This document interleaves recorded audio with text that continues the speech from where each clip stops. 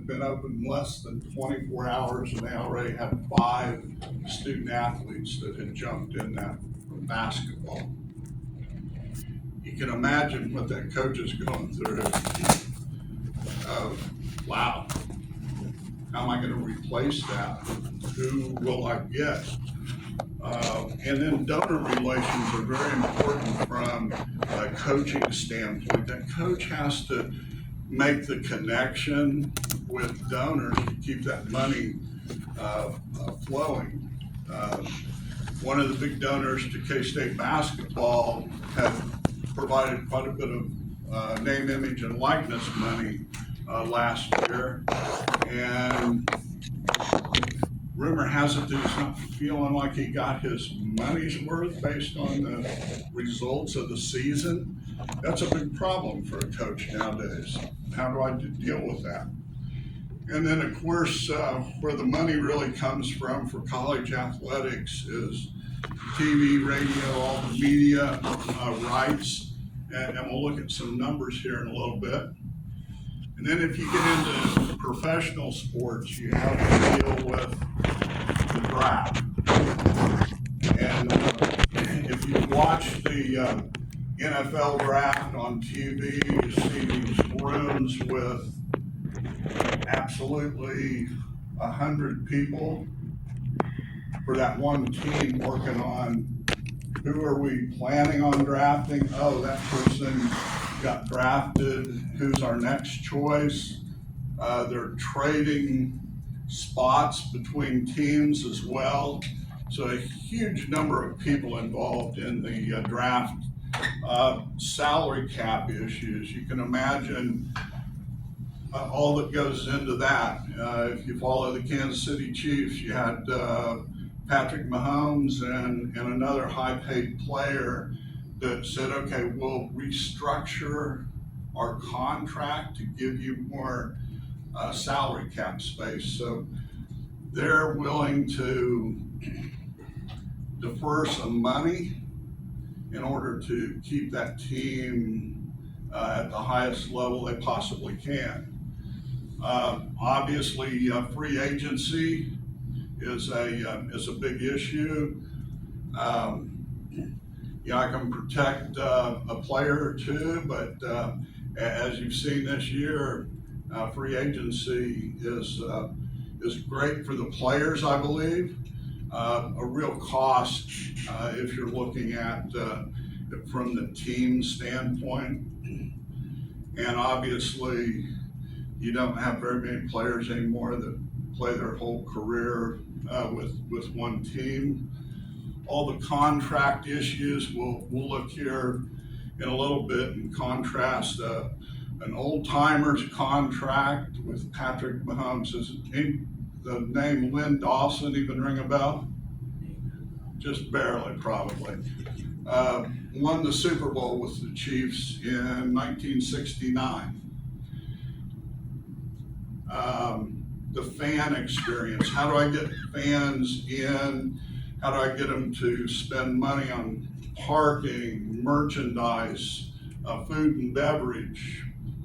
And that's one of the things I'm as a team owner, I've got to make that experience good. And a lot of the prices are pretty high. My brother-in-law is a big Chiefs fan, has had season tickets for a long time. They're talking about building a new stadium. And one of the things they floated out is, okay, you're going to pay for your tickets, but you're also going to pay us, I think he said for 4 tickets, the price was $6,500 as a payment to allow you to buy those tickets. So they're getting a little bit like, and he's a gruff old former Marine, and he always starts out with, I'm not doing that, but when they send him the bill for $6,500, I bet he pays it. TV and radio, of course, and the media rights for professional sports are huge. So let's look at some of the things that have changed over the years. Jerry Jones that owns the Cowboys, and he's one of those owners that is very involved in the franchise. I believe he also tries to be the general manager as well. He purchased the Dallas Cowboys in 1989, $140 million. Is that a lot of money? Yeah, it's not huge. Forbes puts out they value all the sports teams. I think they value the top 50. The Dallas Cowboys are number one, $10.1 billion is what they feel the value of the Cowboys would be today. As you might have read, the Boston Celtics recently sold for $6.1 billion. So obviously the people buying these teams are not poor by any means. They're typically going to be billionaires, and they bring in various people to own part of the franchise with them. Washington Commanders, the previous owner was kind of forced by the league. We're tired of some of your issues and so forth. So at a fire sale, if you will, just over $6 billion was what that went for. Value of media rights. The Big 12 a couple of years ago signed an 8-year deal at $2.3 billion. SEC, a 10-year deal at $3 billion. And look at this. In addition to the exclusive rights to football and basketball, we want to own your network. So they have a controlling interest in the SEC's network. Both conferences, SEC and the Big 12, distribute about $50 million a year to each of the colleges that are in their league. So pretty significant amount of money. In 2022, it's estimated that between sponsorships and advertising, that about $78 billion was spent on sports. You all know what those ads around the Super Bowl and some of those things go for. It's incredible amounts of money. Why do people want to advertise around the Super Bowl? A lot of people watching, so I can hit this big audience, even though I'm spending millions of dollars for that spot. And I wouldn't spend that if I wasn't getting a return, right?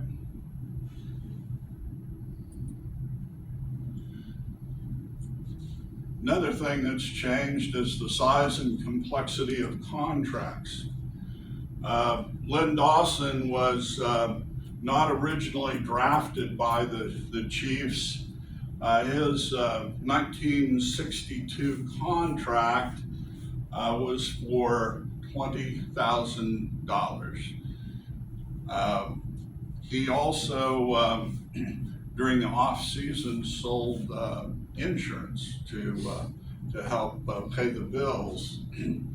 Now, Patrick Mahomes sells insurance, but he gets millions of dollars for doing the State Farm ads. Len Dawson was actually out selling insurance. After winning the Super Bowl, Super Bowl IV, was named Super Bowl MVP. Dawson had a 4-year contract, and the numbers I've always seen was for 4 years, $50,000 a year. So a nice bump from $20,000, but still nothing compared. It was a simple contract. You get $50,000 a year. We'll pay it out like this. Patrick Mahomes, In 2020 signed that $10,450,000,000 contract. His contract contains a base salary, signing bonus, roster bonus, restructure proration when they restructure these contracts, a workout bonus. Anybody know what that is?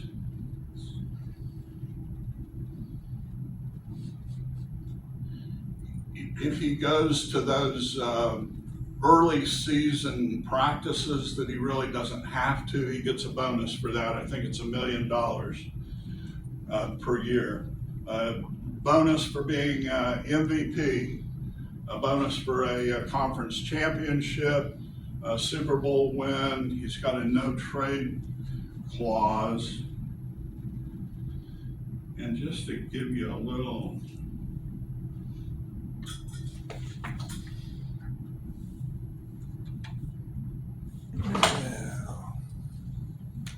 how do I get that off of there? I don't know. Try to start without your dad.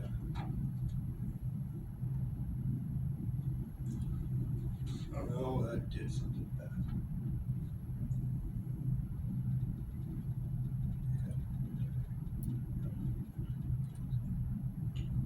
Does that get you where you need to get to? I think so.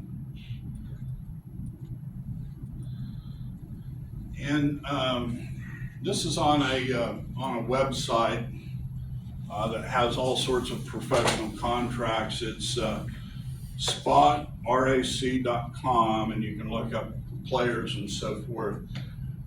Can you imagine how many people it takes? And his contract isn't any different than probably a lot of the other players on a professional team, other than the dollars are obviously much higher.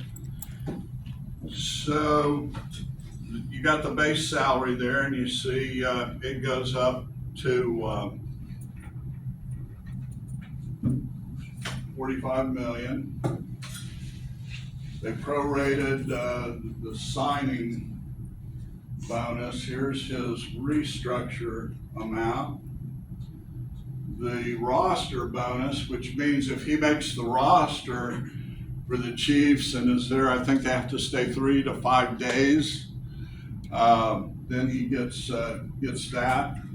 Out of all of this, here's the cap hit. Obviously in 26, 27, it's fairly high. It comes down quite a bit starting in 2028. Dead cap.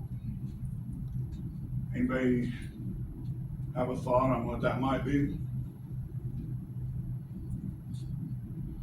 So if something happens and he is not able to play,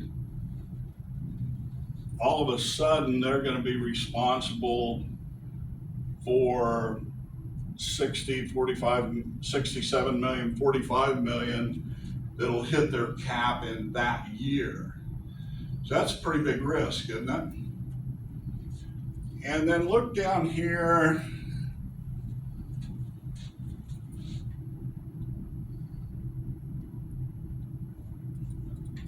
What's up here? GDT at signing.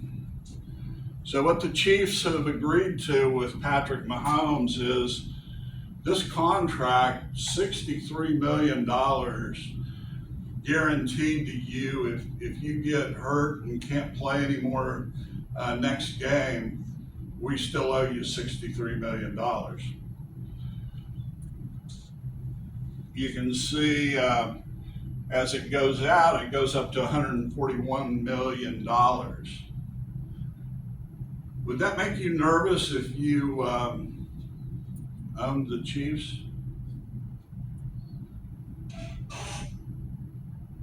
That's a huge risk, isn't it? I'd be so nervous. And do you think you can insure against that risk? Theoretically, you could, but it'd be what? huge amount of money, because can a football player get hurt and have a career-ending injury? In a heartbeat. I was listening to one of the owners of one of the teams in the NFL, and I can't remember, he said, I can't afford the insurance on these things. He said, yeah, you can get it through Lloyd's of London. He said, it's so expensive, I can't even come close to owning that. And the contract keeps going probably a bit after his playing career. So I not only pay while he's playing, I pay after that. Magic Johnson probably doesn't ring a very strong bell with anybody, does it? He had a unique contract with the Lakers. I believe it was signed in 1980. It was one of the biggest contracts in professional sports at the time. It was, how much do you think? How much? $25 million. They were gonna pay him $1 million over 25 years. And it's like, wow, that's the biggest thing ever. You can see that wasn't, but they took on a responsibility of paying him long after his playing days. Why would you give Patrick Mahomes a contract like this? Put yourself in the shoes of the owner of the Chiefs. That's an awful lot of money every year, isn't it? Franchise players, They want to keep him, and why do they want to keep him? Not only winning, but that sells a lot of merchandise, makes the media rights worth more. They expect that they're going to make more than what they're paying him here, right? Nobody held a gun to their head to pay that. So they obviously are like, okay, we're doing this, but we expect that we'll make more money off of the deal. Do you think it's worked so far? I mean, they seem to get a lot more publicity, sell a lot more stuff than they used to, not only in Kansas City, but you go anywhere in Kansas and you see a lot of Chiefs stuff, don't you? Not necessarily the case. Over the years, they didn't win quite as much.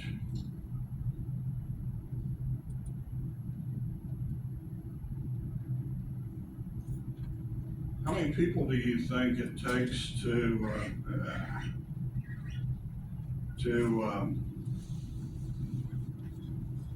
track all these contracts? Sure, some of it's automated, but a lot of that, you have to have somebody that goes through that contract. Okay, it's time to pay this, it's time to pay that. There's been a lot of rule changes over the years that have made athletics a big business. We talked a little bit about the transfer portal that started in 2018. When I was on a full ride scholarship at K-State 101 years ago, the transfer rule was you can transfer, but you're going to sit out a year. And that was the transfer rule. Now the transfer portal, I was at a deal where K-State's coach Chris Kleiman was talking, and the subject came up of how do you hold your players accountable? And he said, that's the biggest challenge we have, is that if we're too hard on that player, that afternoon, they'll be down in the compliance office putting their name in the transfer portal. So he felt like the transfer portal had really changed the dynamics, and I'll tell you a story, and maybe we were just dumb back in my day. DeLoss Dodds was our coach at the time.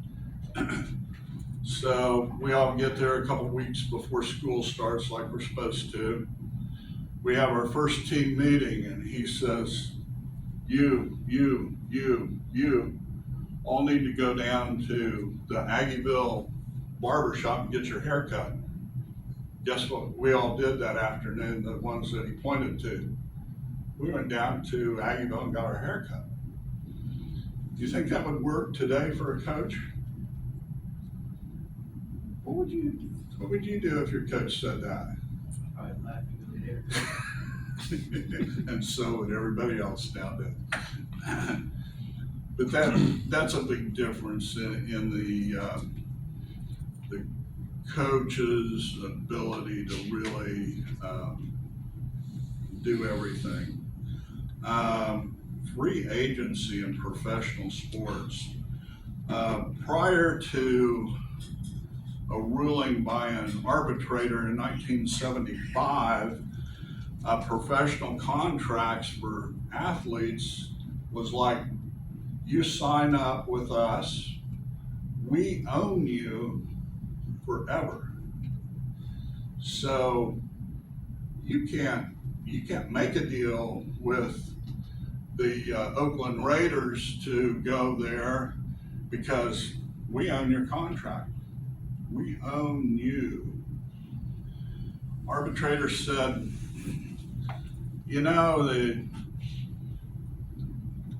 we see what that says, but in our opinion, it's not unrestricted.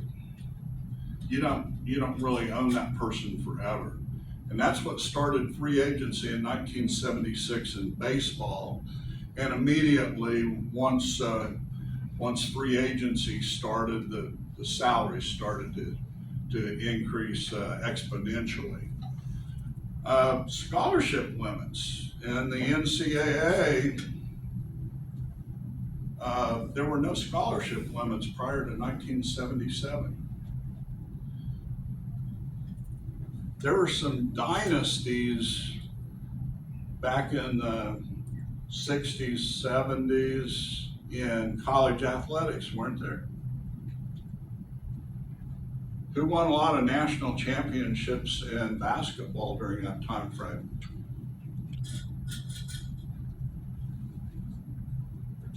California school. USC? UCLA. UCLA. John Wooden was the coach. And I'll never forget hearing him talk about when he was recruiting, was Lou Alcindor at the time, Kareem Abdul-Jabbar. And he said, or maybe this was Kareem talking about this. He said, we're at Pauley Pavilion, which is where UCLA at the time played basketball. We're resting on the railing around the court. And he said, John Wooden looks at me and says, so are you gonna sign here or not? I'm sure it was number one high school player in the country at the time. You gonna sign here or not? Yeah. You think that would happen today? I think John Wooden won like 25, 26 NCAA basketball championships. Anybody heard of Nebraska, Oklahoma in football? They won lots of national championships because if there's no scholarship limit, I get student athletes to come in and I can stockpile student athletes, can't I? So I think the scholarship limits that they put in effect have helped. I don't think you would ever see dynasties of those types. You've got some teams that are good and are there a lot, but you really haven't seen any dynasties, in my opinion, since they did that. And of course, Title IX in 1972. Everybody familiar with Title IX? It made it where there has to be equity between men's and women's sports in the NCAA and college athletics. Has that been a good thing? Yeah, I think you're starting to see after a lot of years that tends to work. So here's some estimated valuations of some professional teams by Forbes, and please keep in mind these are strictly estimates. Dallas Cowboys #1 at 10 billion. Golden State Warriors at 8.8. Of course, the Yankees come in there at 7.55, which, yeah, everybody's got their opinion. I would think the Yankees might be worth more than that. But that's their estimate. And we'll look here in a minute at maybe how you come up with those types of estimates. But keep in mind, you're also dealing with people where an extra billion doesn't really matter. Yeah, if you're Elon Musk and you're worth $300 billion, and hey, I want to get this done, do you think they're going to negotiate very much? Probably not.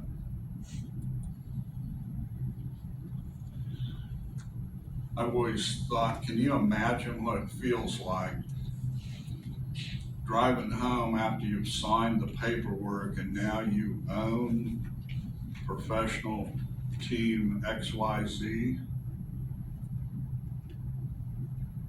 Think that feels pretty good?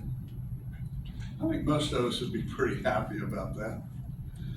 So obviously, big business, I want some metrics to measure how are we doing.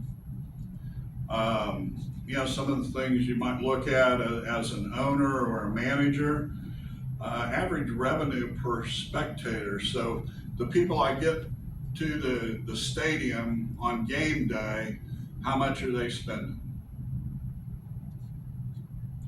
Might also look at what's the revenue per event.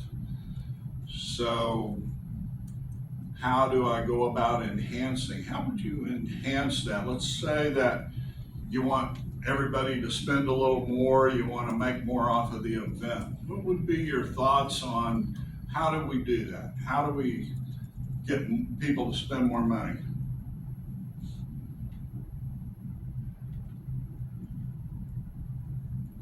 Like advertising. Do what? Advertising. Advertising might be a way. I could do some special things for season ticket holders. My brother-in-law got to go through the broadcast booth, and when Len Dawson was still on the crew, and the one thing they told him before we go in, do not bother Mr. Dawson. My brother-in-law probably did, but that was the rule anyway. Anything else you might do? How about the luxury boxes that have become so big? Does that help enhance revenue? Naming rights for the stadium, naming rights for the field, all those types of things. And I can, of course, raise prices. People don't seem to be too sensitive to the prices they pay at athletic events. You know, you get a $5 Coke, a $10 beer, all those types of things. And then the off-field revenues, so media rights, sponsorships, the merchandising, the licensing. Why do companies want to be Ford is the official truck of the NFL? why do I wanna do that if I'm bored? So my name's out there, right? And it's probably, I'm probably reaching my target audience pretty well. So it's worth a lot of money. You see some of these naming rights for stadiums, they're several $1 million. Is that beneficial? Man, you get your name out there. Always laugh. My wife used to work at Intrust Bank, and they'd get a lot of calls once they had the naming rights for Intrust Arena, that people were like, would call with questions about tickets and things because, well, Intrust Bank is, no, that's, we just have our name on it. We don't sell tickets here. A lot of the analytics and, we talked about the high risk of major sports. Injury, of course, is something. A player has a bad year. Think of Travis Kelce kind of comes to mind. Might not have been near as good as they thought he was going to be this year from a statistics standpoint. Has it been valuable for the NFL to embrace his relationship with Taylor Swift? Why do you think they're so happy to have that relationship? Brought in a lot of new people that you might not have otherwise had, right? A lot of young girls interested in football all of a sudden. So you have all of these risks, so they use a lot of financial modeling, looking at all sorts of variables that affect not only the value of the player, but the value of the franchise, but performance, age, injury history, contract value, how much cap space. And, a lot of times it's not that, okay, we're going to let that player go because we don't like that player, they're not playing well. It's, we don't have the money for that player. And you see that quite a bit, but to help with that risk and uncertainty, certainly a lot of financial modeling, scenario planning, sensitivity analysis. And what those things do is say, okay, we don't know exactly what's out there, so I can't predict that player Y is going to get injured in the third game of the season. We had a family fantasy league, and my brother-in-law thought he had it all locked up because he drafted Christian McCaffrey. Guess what? He got hurt in the first or second game. My brother-in-law, his team went to the bottom. The rest of us came up to the top. There's no way to know that, right? So with scenario and sensitivity analysis, it allows you to say, I don't really know all the risks that are out there. I heard somebody describe risk as that's all the things out there after I've considered everything I know. So it's that stuff that's out there that you don't know it's coming, but you know it could happen. So what it does with sensitivity analysis in particular and scenario, it says, okay, here are 10 scenarios that could occur. And so that allows you to look as a manager or an owner and say, wow, here's a really bad case. here's the worst case, here's the best case, and we'll hope we're somewhere in the middle. But it allows you to kind of see that risk without saying, oh wow, player number 10 might get injured in the first game. So here's some things that are driving the values of these teams. So obviously ticket sales. Are ticket sales anymore your biggest thing? No, it's TV rights. Obviously merchandise sales, but I do want the arena or the stadium full, don't I? As much as possible. When Jerry Buss bought the Lakers in the 70s, attendance was horrible. So he started thinking of what things could I do to make attendance better. What do you think ran through his mind? I'm sorry? Yeah. And make it a show. The Lakers in the 80s were Showtime, I think was kind of their tagline. Not only do I have to be good on the court, but he also, that's what started the Laker girls, was, hey, I can get people in because of this atmosphere of a party, of fun, while I'm building the team. And obviously, the team he put together got people there, and I can't even imagine what Jack Nicholson, all these stars were sitting on the floor all of a sudden. I can't imagine what those tickets go for. The media rights, the sponsorships, league generated revenue. Obviously, that's offset by some expenses. Number one for any team is going to be the player salaries, stadium maintenance, maybe leases.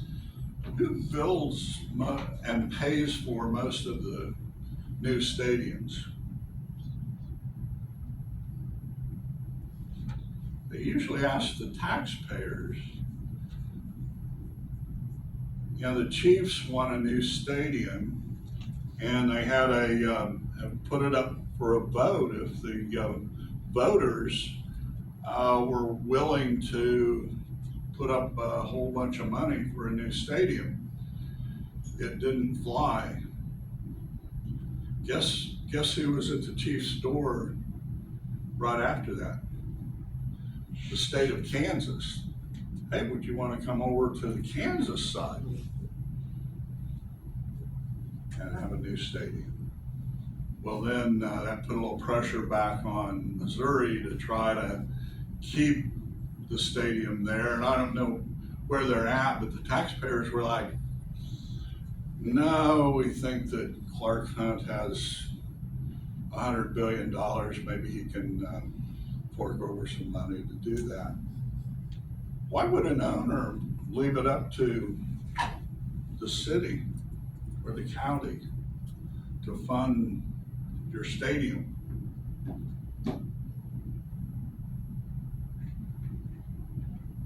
I'm a big enough show that I have a pretty big hand to play as an owner, don't I?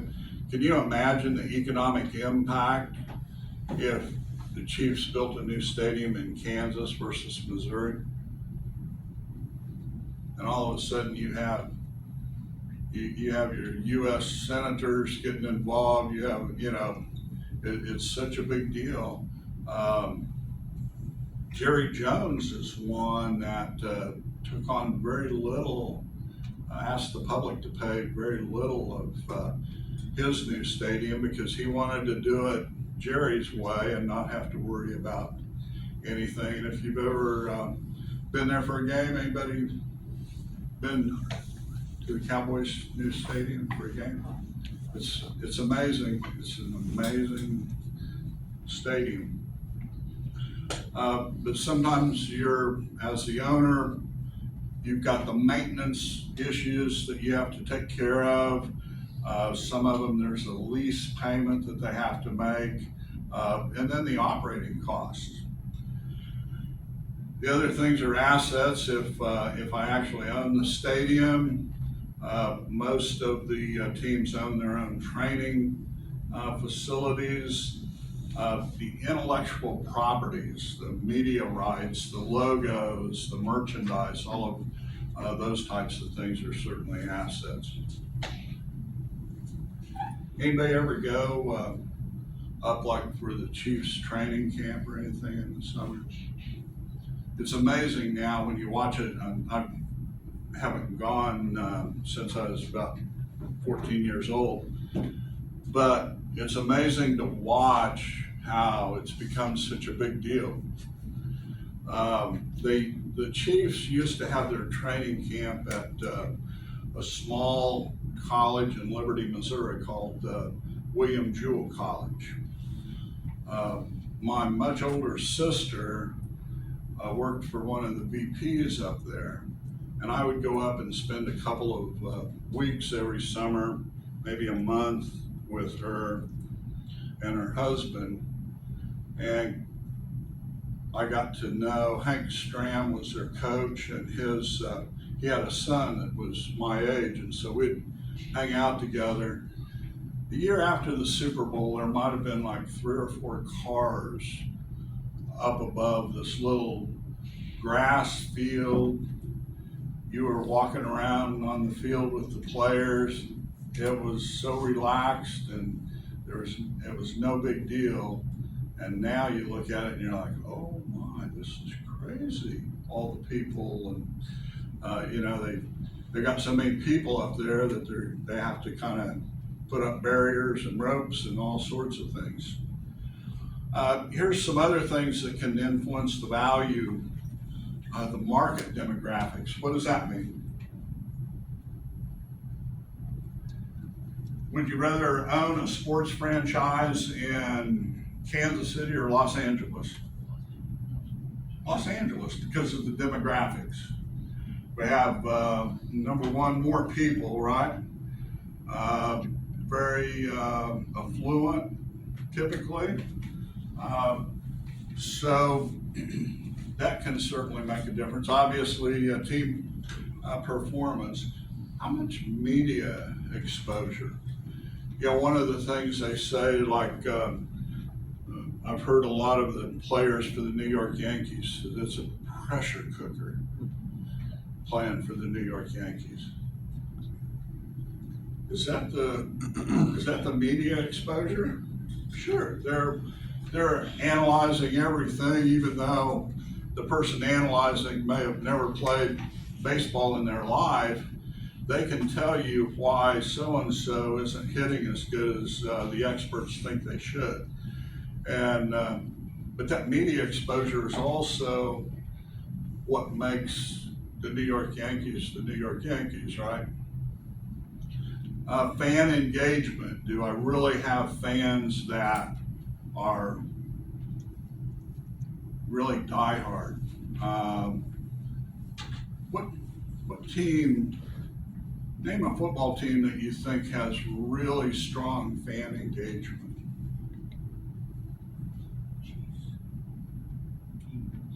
Huh? Eagles. Green Bay, I think, would be one as well. Philadelphia Eagles seem to have a lot of fan engagement. Prestige and cultural relevance. Would you rather own the Los Angeles Clippers, or would you rather own the Los Angeles Lakers? Which one do you want? Lakers. Lakers? Because prestige and cultural relevance in the area.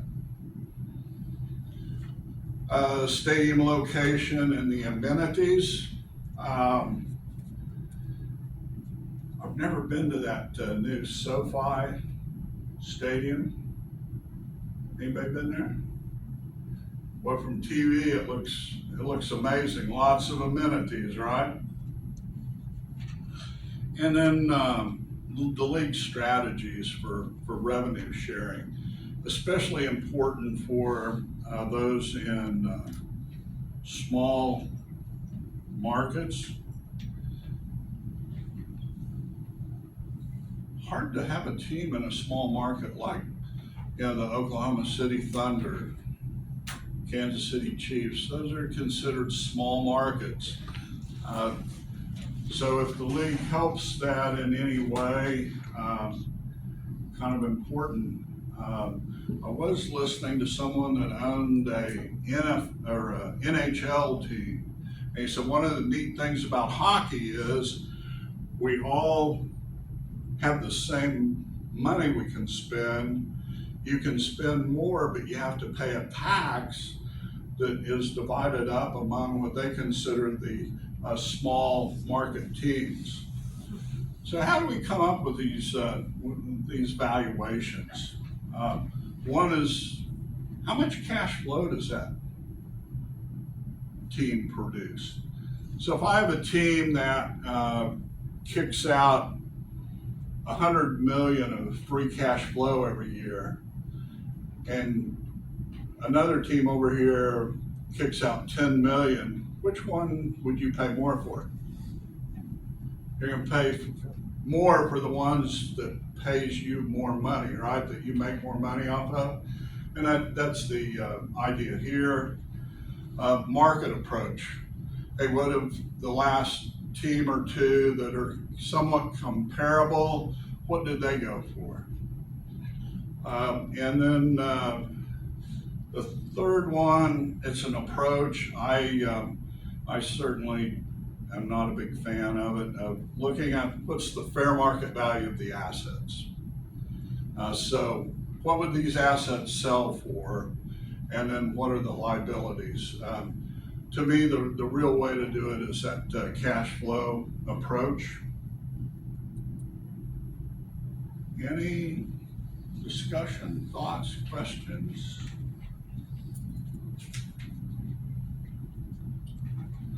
Lots of jobs. I was reading the other night that there's on LinkedIn, there are 6,000 sports management positions out there.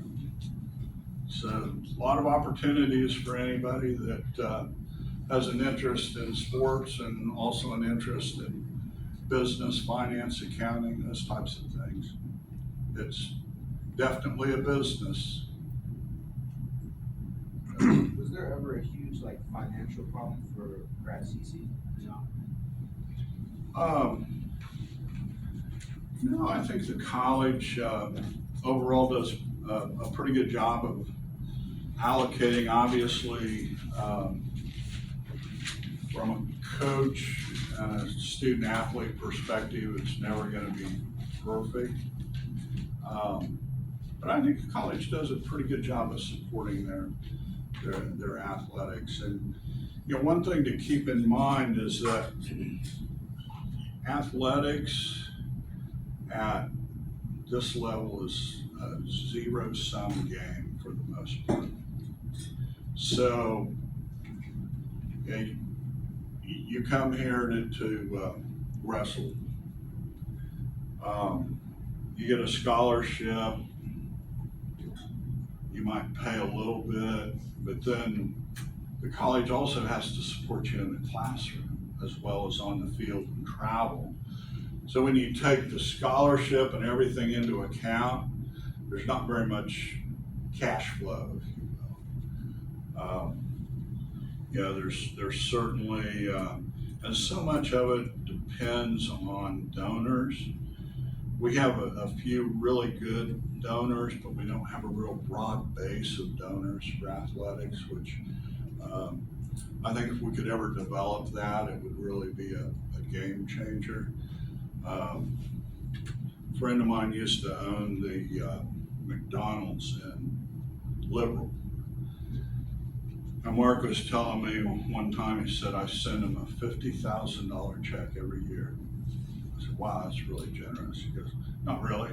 He said, I see the buses from other colleges parked in my parking lot. So I know how much I generate in earnings every year because of the college. So if you have some donors like that, it can really go a long ways towards. And we do support a lot more athletic teams than a lot of the colleges do. Using Seward as an example, I think they have 6 or 7 sports, and we have 10, 11, something like that. Other questions, thoughts?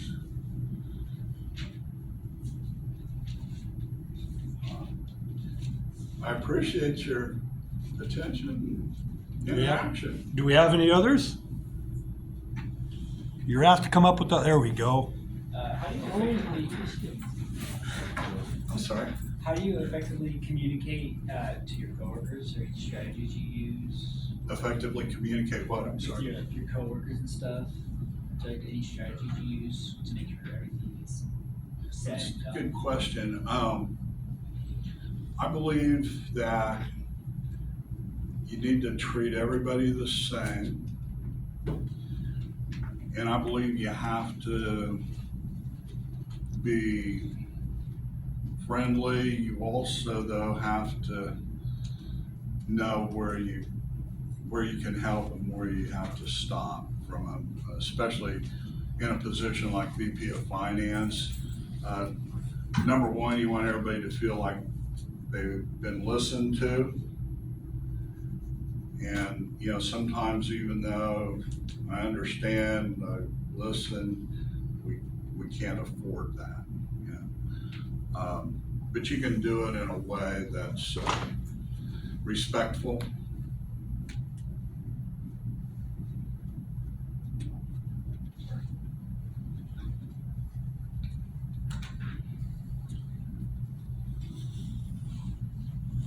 Anybody else? One of the best things I was ever taught, my father was a partner in a stock brokerage firm. And he always said, you know, when you're dealing with somebody, think about being on their side of the table. And I always thought that was really good advice. How does that person feel about this? What's their concern? What's their goal? It's not just what my goal is, it's listening and putting yourself in that person's shoes.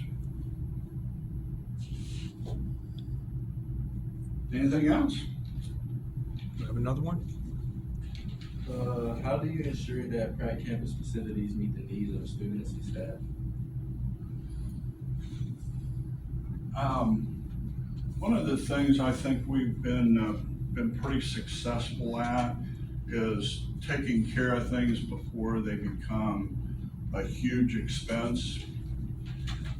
So if the roof is leaking over here, we're gonna get somebody out here to check that out. We're not gonna, well, you know, we're a little short on money, we're gonna spend the money to fix it. Same thing in the residence halls. If a student, hey, the window needs to be replaced, we're gonna replace that window. Hey, there's mold in my bathroom, somebody's gonna be over there and take care of that. So I think incrementally, and we've also used a 5-year plan, which I think is helpful. You know, it's real easy to ignore the maintenance of buildings. And I see it over and over, especially at the Regents universities.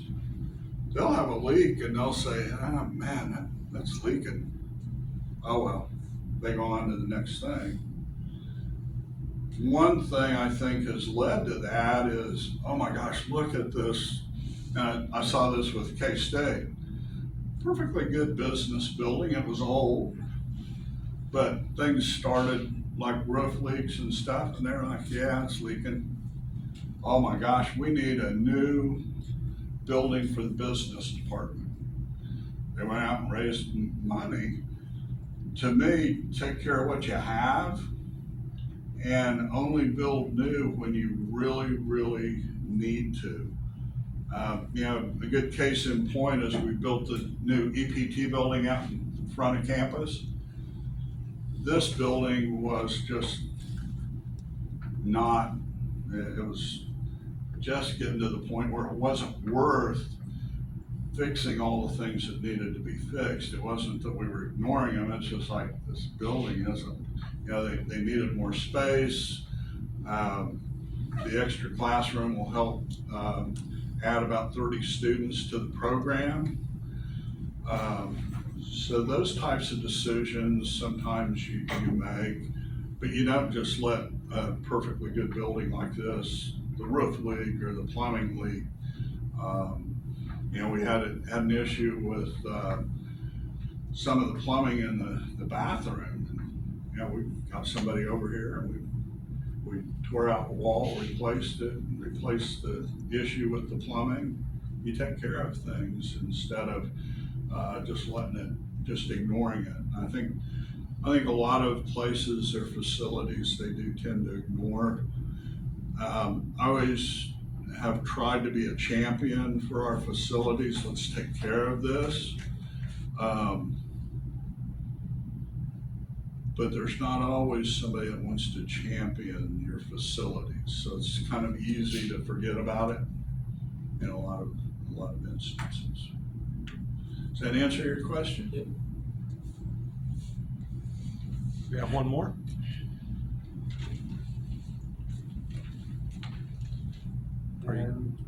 What advice would you give to someone who's looking into working in operations and finance? To streamline?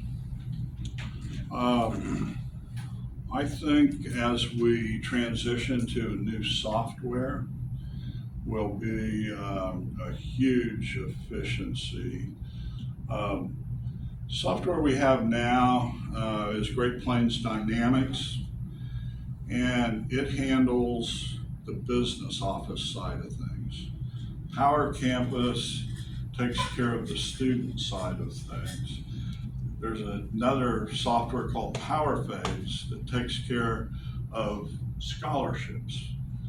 And so then you have to try to get these three separate softwares to all talk. And the system is old enough that to create reports is just painful. Whereas the new software will have what they call a data lake.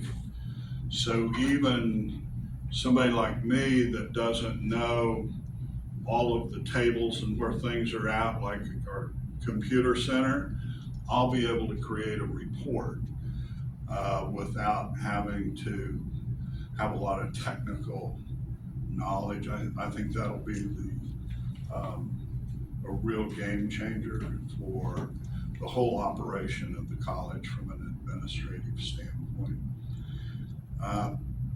One thing now, like with our capital assets, it's on a homegrown system because the system we have doesn't have a module that takes care of putting things into capital assets. New software, when you put in the purchase order, you assign it to capital assets in the right place. So it's there from day one without somebody having to go through at the end of the month, the general ledger, and here's something that needs to be over here. So I think that's one of the big things. Large investment for the college, but I think everyone will benefit from it. And I'm still anxious to see if AI will do all of the things it says it will. I don't believe it's gonna get rid of a lot of people. I think it will help people to spend time on important things like our students. I remember years and years ago when I was at Boeing, they were gonna have a paperless office. And everybody was up in arms. Oh my goodness, it'll replace people, that it'll just be devastating. I've got some friends that still work, they work for Spirit, which is gonna become Boeing again. Nothing's changed. Yeah, they still use paper for things. But, yeah, so I always think people overreact. Will AI be helpful? I have a daughter that's in her second year of law school. I have an older son that's involved in IT. And he's like, why is she going to law school? AI will get rid of all the attorneys. I'm like, not thinking so, but we'll see what happens. You know, I just don't think it's going to be like that. Will it help you to be more effective as an attorney or a CPA? Absolutely. But it's not going to replace people, I don't think. Does that answer your question? Yeah, thanks. All right. Well, let's give Mr. Adams a round of applause and thank him, please. Thank you. Great questions, by the way.